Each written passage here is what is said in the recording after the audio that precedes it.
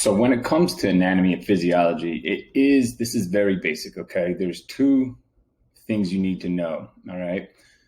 The muscle being elongated and the muscle being contracted, okay? That is the muscle being used. We're gonna use a bicep curl because it's the most simplest example you can use, right? You can even see it when you're doing it, right? So you need to know from point A to point B what muscles are being used. And when we get into more complex exercises, compound exercises, right, it gets a little more difficult, but we're going to keep it simple. Okay. So when we add resistance, right, so a weight, bands, whatever it may be, we just make gravity a little harder, right, for that muscle, right? So if we put a dumbbell in our hand, now that bicep curl is a lot more difficult, right, to perform that exercise, okay? But you're still doing the same motion, right? So realize that body weight, okay, it's still like your body is a piece of equipment, right? Especially if you put an IOTV on, right? Gravity's still pushing you down. So you fighting gravity is now your resistance, okay?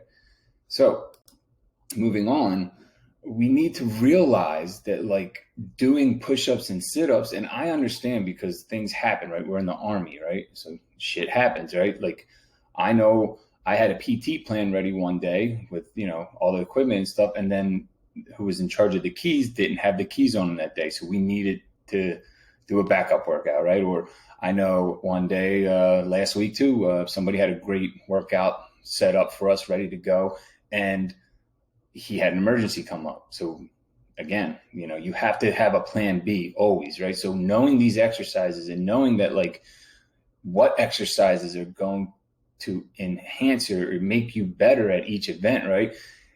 It's just know it in your head or have the resource on hand so you can prepare for things like that, right?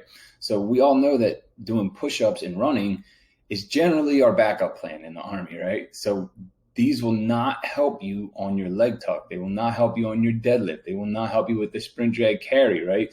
They're not going to help you with the standing power throw. These are all new events that running and jogging and push-ups aren't going to enhance, right? Maybe if we did some sprint work, it'll help the sprint drag carry, but you get the point. We need to understand what exercises work for each event. All right, so now we're going to get into our top 5.